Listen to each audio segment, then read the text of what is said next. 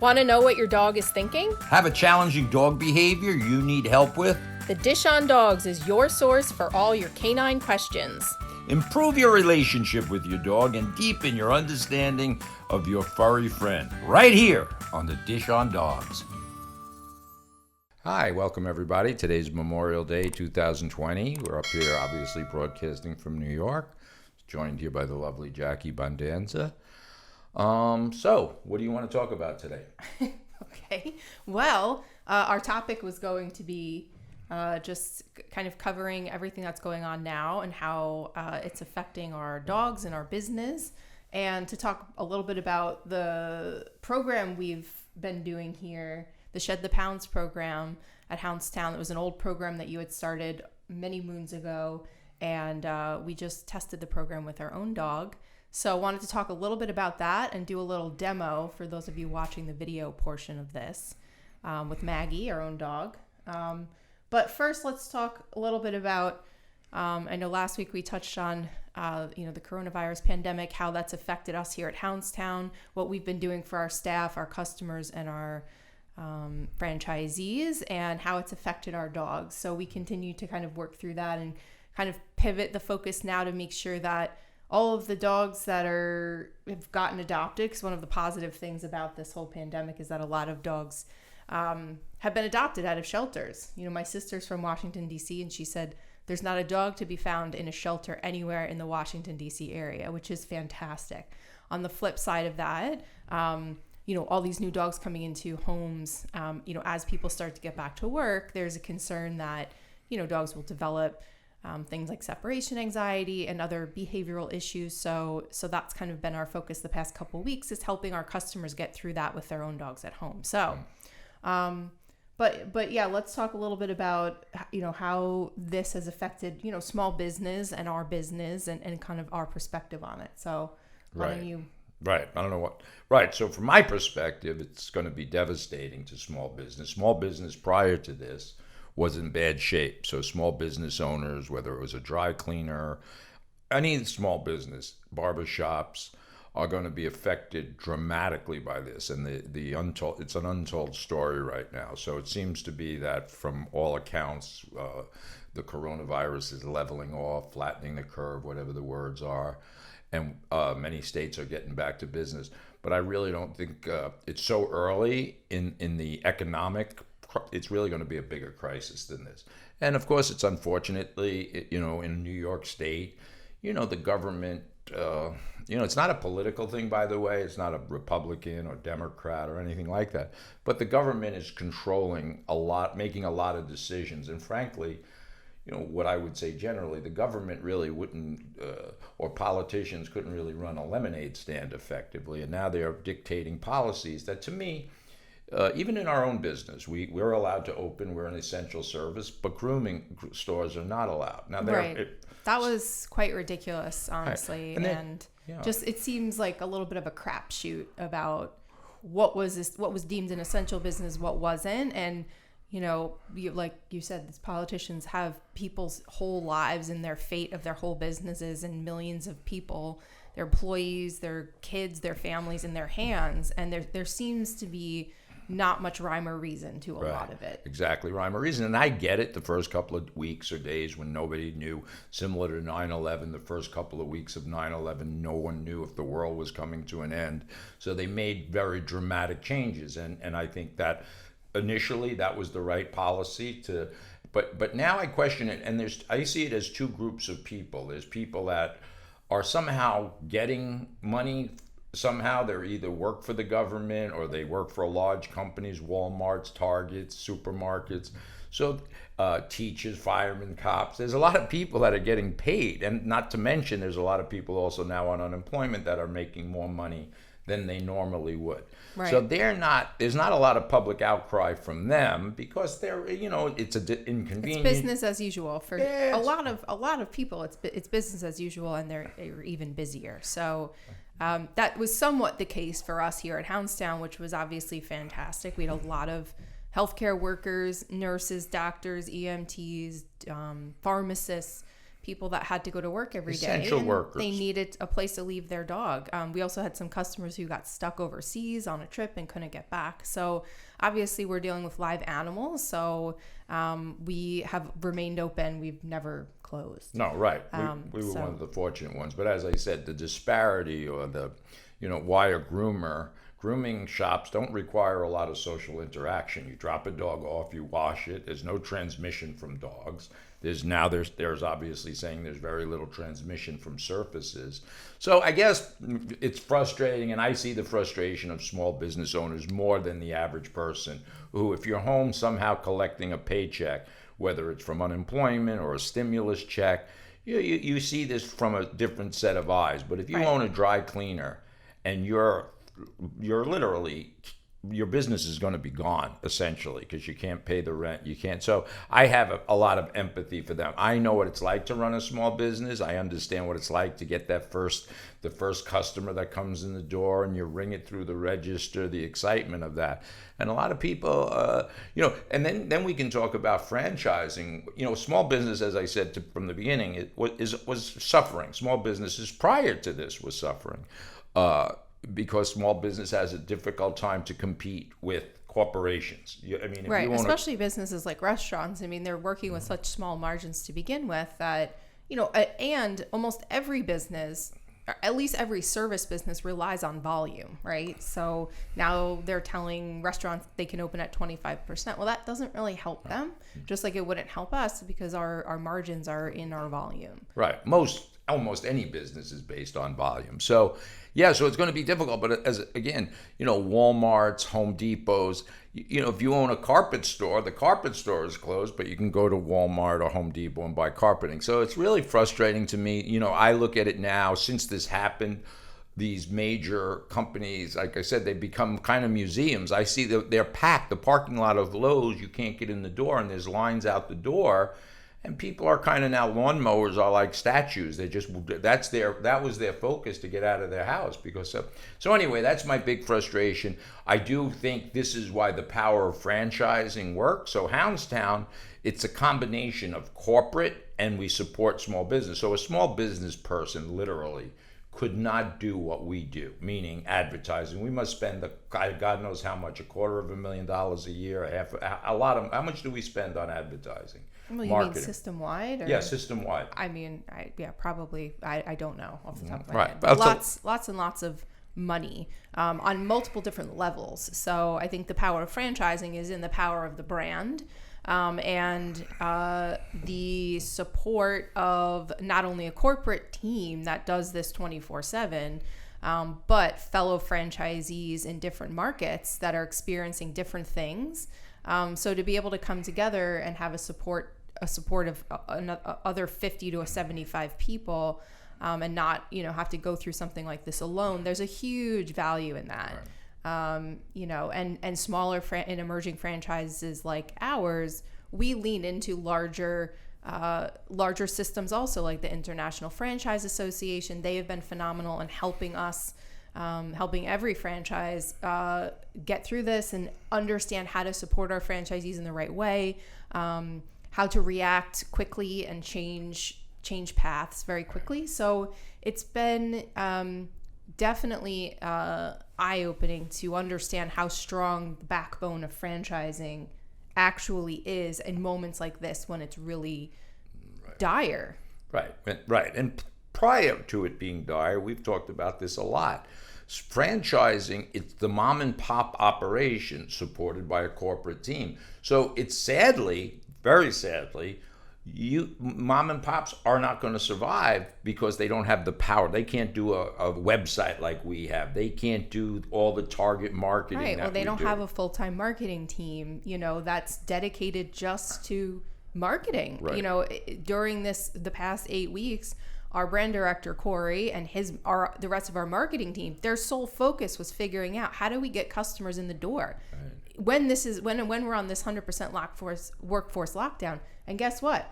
We've gotten new customers in the door at almost every location over the past 8 weeks. So that says a tremendous amount, I think, about so many different aspects. Right. Well, what was the most amazing, and this is good for our fellow franchisees to hear, what was most amazing was one of our locations, our Farmingdale location, broke a 20-year record.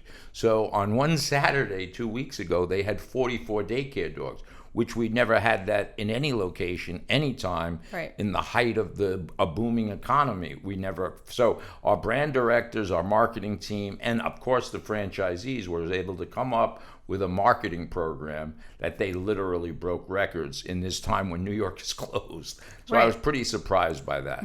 And those customers that we've acquired over the past 2 months will be with us for life for the most part. So, it just proved that there are ways for our system to grow, even though they don't look similar to the ways that were traditionally the ways we were all used to. And there was a learning curve to this, and a time that everybody needed to adapt to change. But I think we remained steadfast in our dedication to the dogs coming in our doors. And this past 8 weeks have also given us a lot of time to circle back to the heart of what we do, which is animal management, right? And I think part of this, what we're going to kind of move into talking about now, is Shed the Pounds program is part of a larger perspective that we have about dogs, and it's never too late to teach an old dog new tricks. And it just gave us some time to focus more on the dogs, spend more time with the dogs in our care,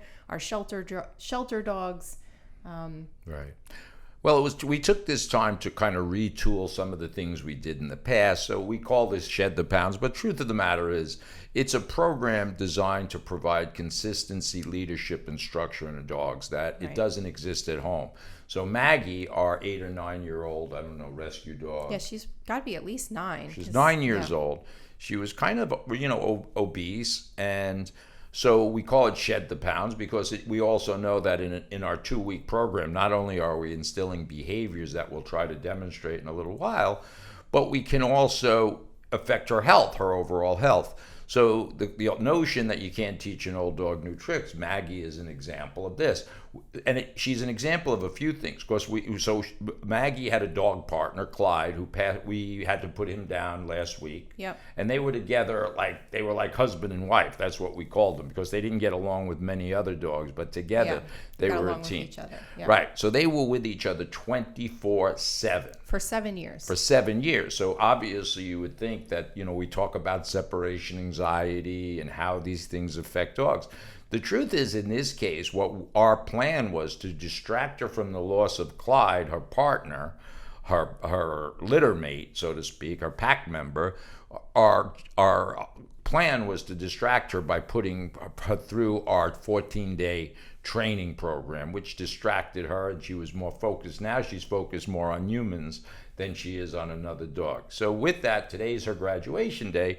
She lost about 3 pounds, which isn't a lot, but for a dog that weighed 70 pounds, she's at 67 pounds. Right, I think that's pretty good in 14 days. And, when you started the Shed the Pounds program probably 10, 15 years ago, the concept was dogs were going to come for a period of time, but it was for daycare, right? They were coming for daycare to shed, or it wasn't. It was a residential treatment program. Because the truth is, humans, our pet owners, have a very difficult time putting the dogs on a nutritional diet where most pet owners overfeed their dogs. Most, not all, but most do.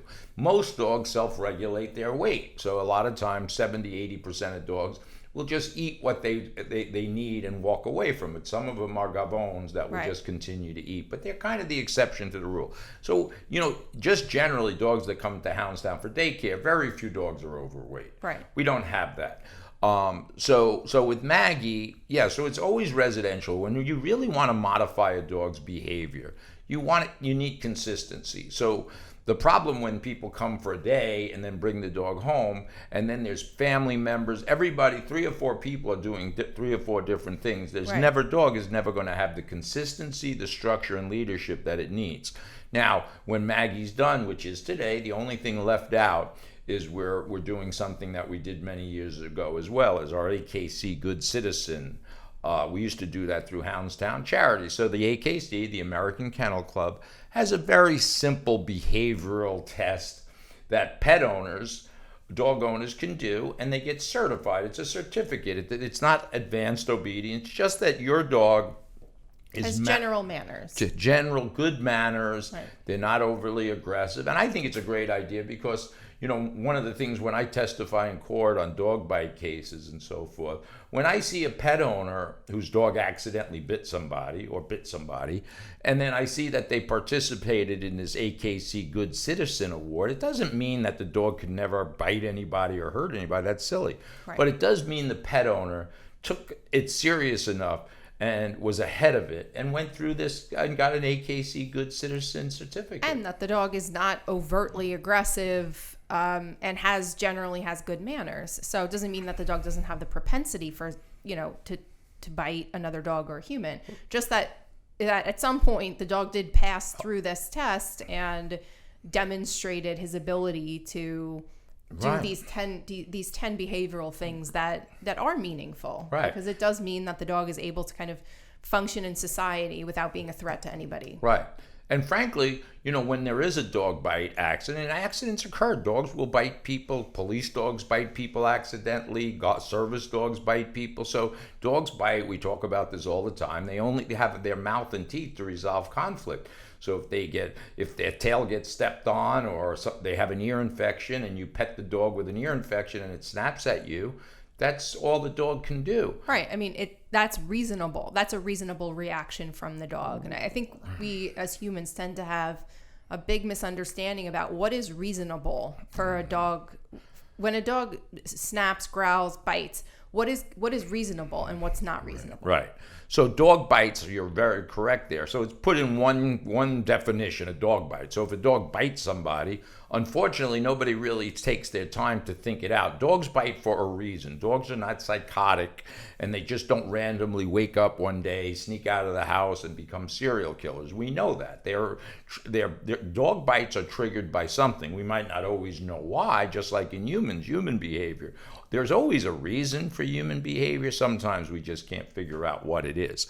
So again, insurance companies, when there is an accidental dog bite or a dog bite, the first thing they're going to ask is, did the pet owner, have you participated in any training or have you done anything to just teach the dog good manners? So, and the answer is generally no.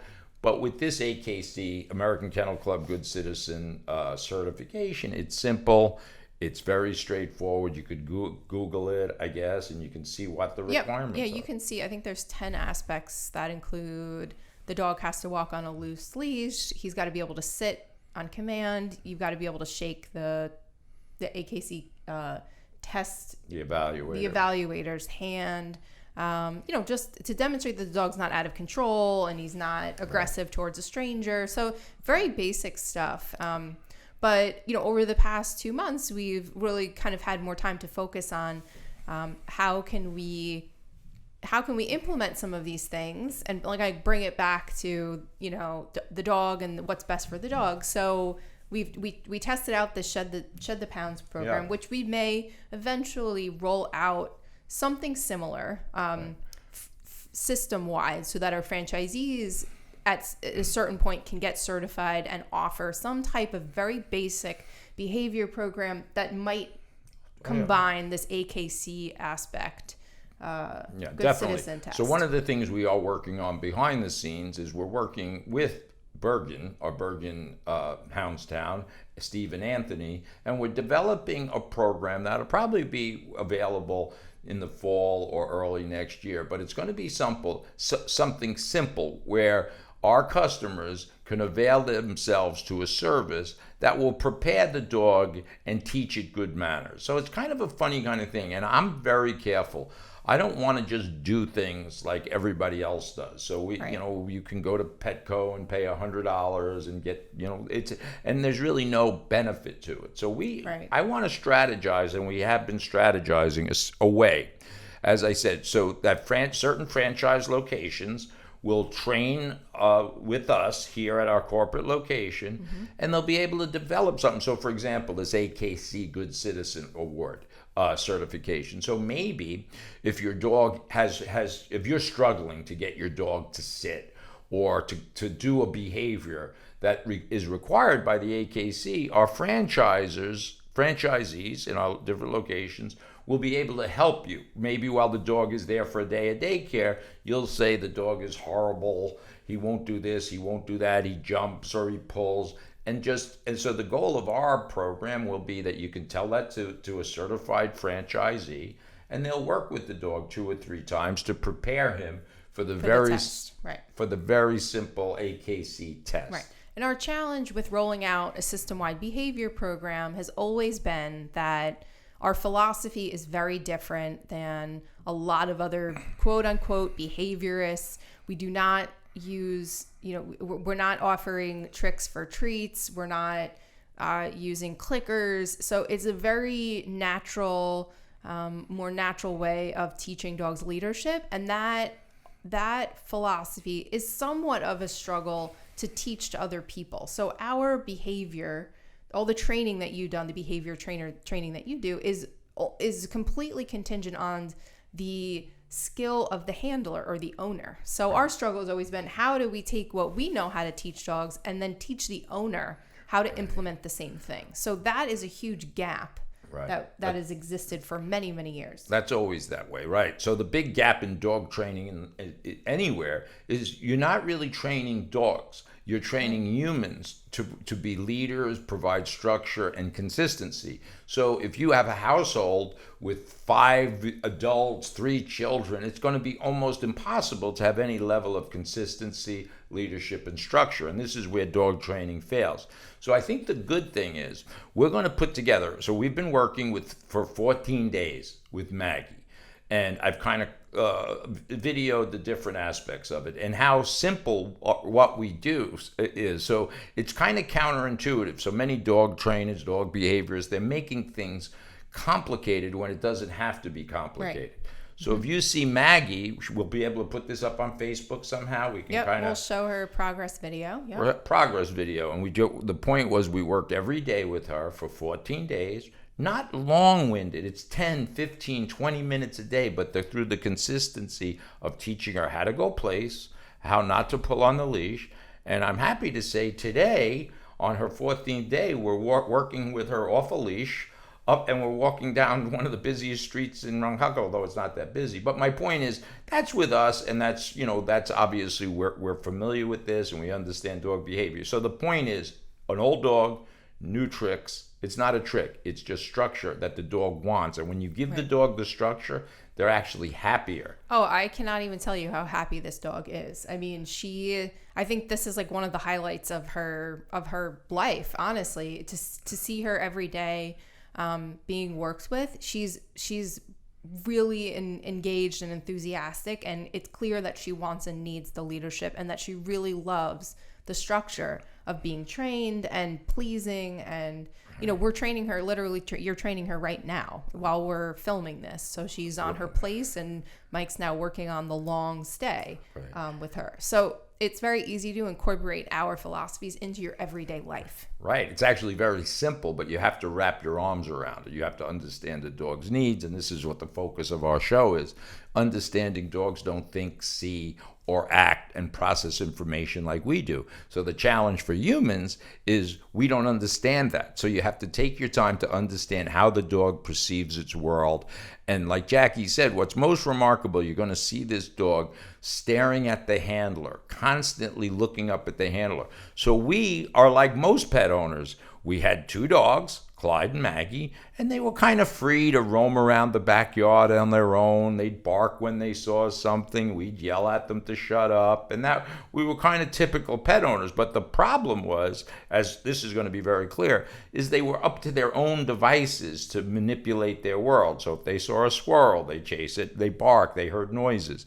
So now we've taken Maggie, because Clyde's no longer with us, and we now really gave her the leadership and structure that dogs need, all dogs need. And you'll see this isn't subtle, what you'll see on in the video that we'll put together. And this is a dog that had dog aggression issues.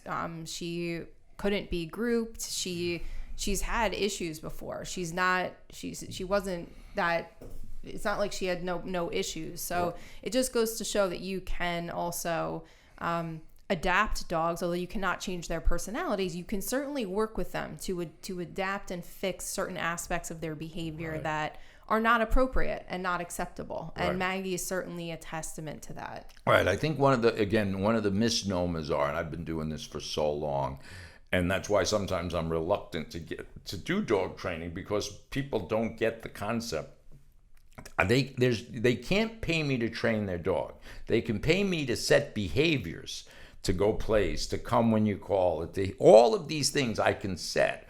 But unless the pet owner, and the dog isn't going to listen to your 10-year-old kid, it's not going to, because the dog looks at the human being and says, are you in charge of me or not? And they make that assumption in a nanosecond. So it's like kids behaving perfectly well for the school teacher, but then when they come home, they know you're a sucker and you're not going to enforce any of the rules, and you're going to give them a snack instead of making them do their homework. It's the same thing with pet owners. So we've done many boot camps, 12-day training programs here at our corporate facility in Ronkonkoma. The dog does amazing things. Mike can set the behaviors in probably 3 days or less. But then the struggle gets introduced when the pet owner comes, and they obviously don't have the skill level, because it takes a long time to kind of get it down pat for most people. And it's not a point of being stupid. It's actually so if you don't know, so if you weren't born blind, let's say, you would never understand how a blind person navigates their world. You're incapable of it, because from the moment we were born, we were visual learners and we saw things. But if you think of a person that was born blind or born deaf, not became deaf or became blind out of a traumatic incident, but born with no legs, or whatever the condition is, if they were born with it, you as a human, me, Jackie, people listening, you can't understand how they navigate through the world, because they've never seen anything or they never heard it. So you're saying that's similar to a dog. So exactly. As a human, we don't naturally have that skill set. So we are always trying to bridge the gap. With some people, it's easier than others. Some people get it way quicker than other people do. So we're going to show everybody in a minute, 5 minutes or so of Maggie's just a little. And again, behavior. I'm sorry, Jackie. Go ahead. No, go ahead. No, you go, please. No. I just talked over you. I get in so much trouble for this guy. Oh my God. We're going to just demonstrate her behavior a little bit, her go place, just a couple very simple aspects of this, what we're calling Shed the Pounce program. But just remember, so here's something about the dog brain and the human brain. So we've done this 100 times. But now that Jackie is going to be videoing it, and her presence here, of course, may affect the dog's behavior. I don't know if that makes sense. So it's just a funny phenomena that, again, it's really understanding what the dog sees. So what the dog is going to see now is Jackie holding a camera. And I'm not sure she ever saw Jackie holding a camera. So that might affect the dog's behavior. So those are the kinds of things that you have to understand, that a dog can't just do. It's not being disobedient. Your dog isn't disobedient when you're screaming at it to sit or you're screaming at it to stay. It's something going on that you might not be aware of. There might be an odor or a sound that they're in tune with. The dog just might not understand what you... Exactly. Either he doesn't understand what you want from him, or he doesn't respect you. Right, respect. Sometimes it's a lack of respect. He doesn't respect your authority. But sometimes it's a fear, or so disobedient fear sometimes manifests itself. It looks like disobedience. Right. So if you're screaming at a dog to sit on a hot grate or a hot asphalt surface, it almost can. It's counterintuitive. I laugh a lot of times. I see people driving their dog, and their dog's in the back of the car, and they're screaming at the dog to sit. Yet they're jamming on their brakes. They're going around curves and like, sit, sit, sit. And the dog's incapable. It needs its 4 legs to posture itself and support itself. So it's kind of like again, toxic screaming. So we don't talk a lot to dogs. We try to minimize the talk.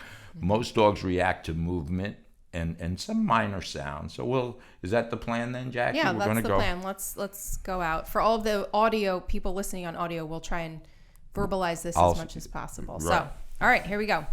Okay, step one, start bonding with your dog. And remember, the lower you get, the more welcoming you are. When you stand up, that tells the dog to get away from you. So just your height is cueing the dog. So here we are giving physical love, and we're always going to give physical love in a neutral place, and then we're going to give food in only one place, and that's going to be teaching the dog to go place. So remember, providing your dog is housebroken, we're going to disperse food periodically and randomly throughout the day. And we're, of course, going to reduce the caloric intake. Okay, so we know that you're going to love and praise the dog in a neutral location when you're down on the ground. Next, we're going to give the dog food only when she goes voluntarily to a designated spot. In this case, it's going to be the coranda bed. Sean has his kennel lead on. He's nice and relaxed. He's not overstimulating the dog because now he's standing up. Now he's going to ask the dog to go place and kind of guide her to a bed, in this case, the coranda bed. Go ahead, son. Maggie, go place. Good girl. For that, she gets a treat.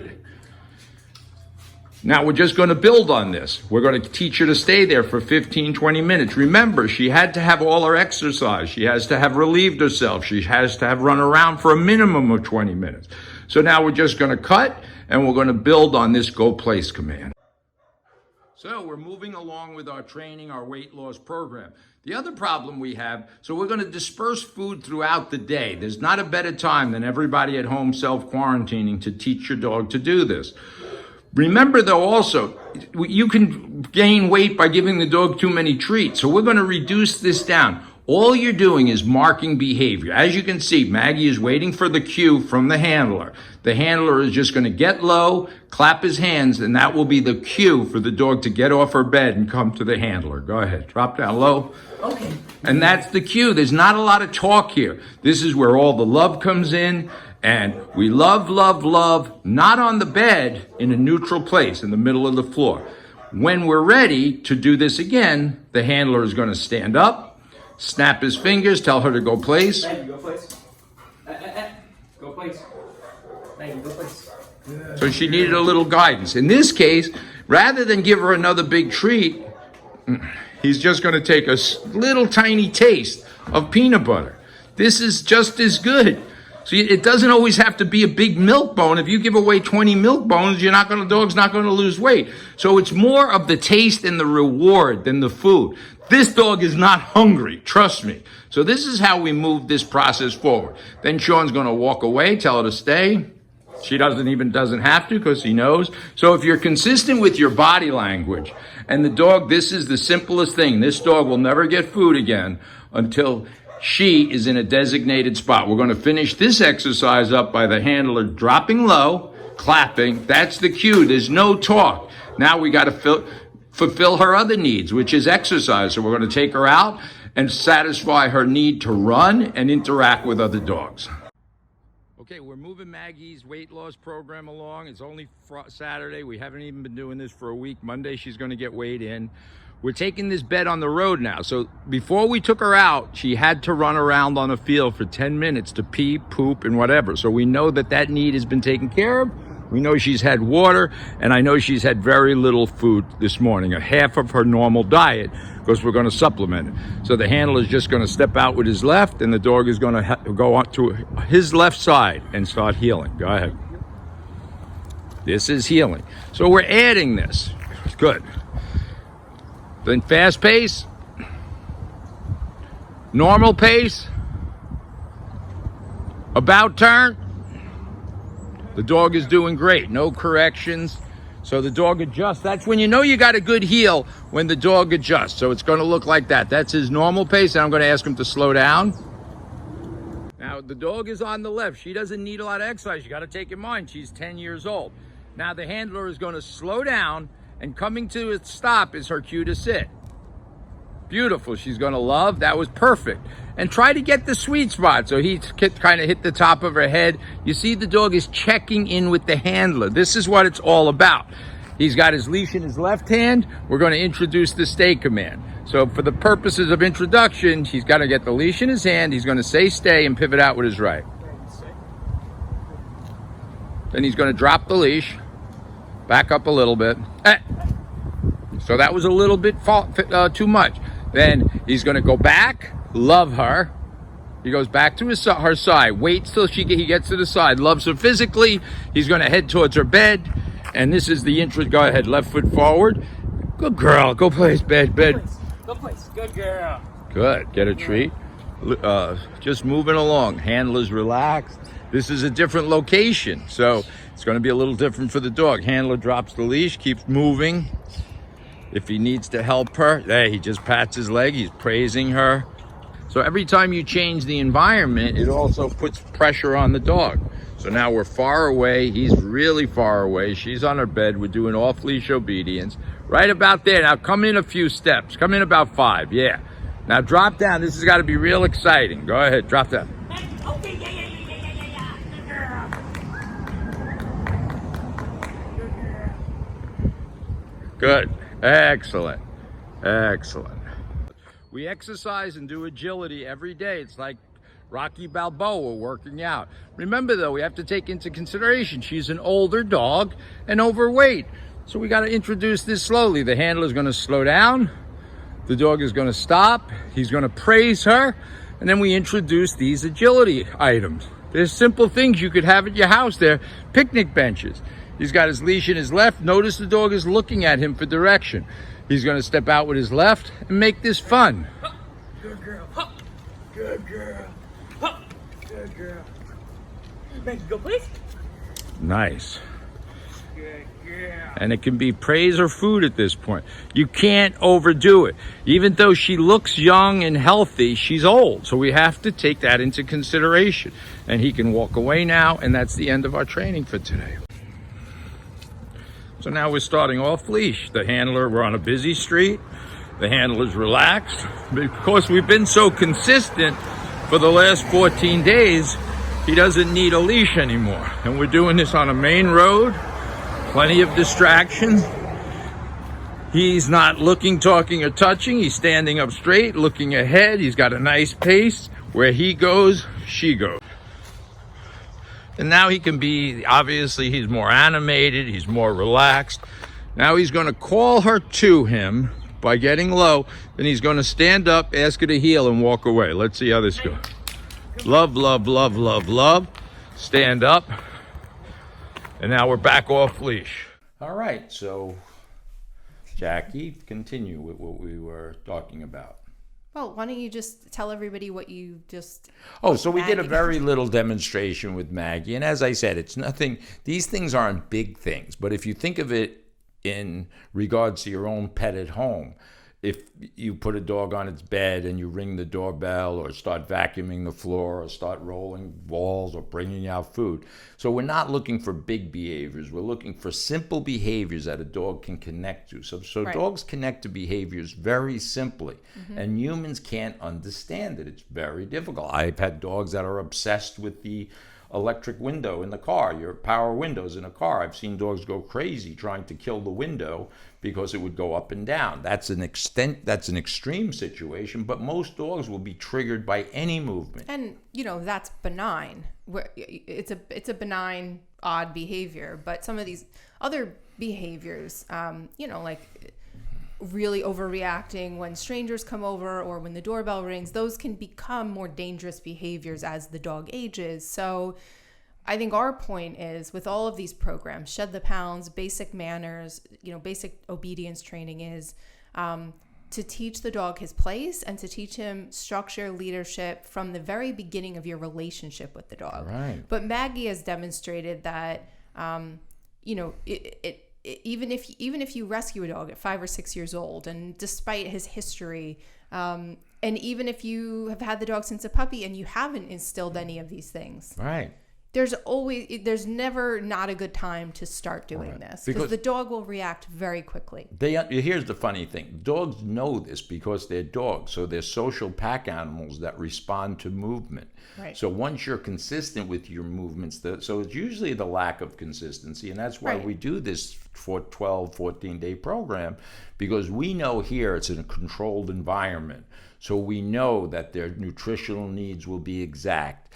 It's exercise will be plentiful. It's Right. agility. We incorporate a holistic thing that most pet owners, not only that they don't have the time to do it, they just really they have a difficult time Right. understanding it. Because the consistency is absolutely key. Like kids, dogs will look for little outs and little ways.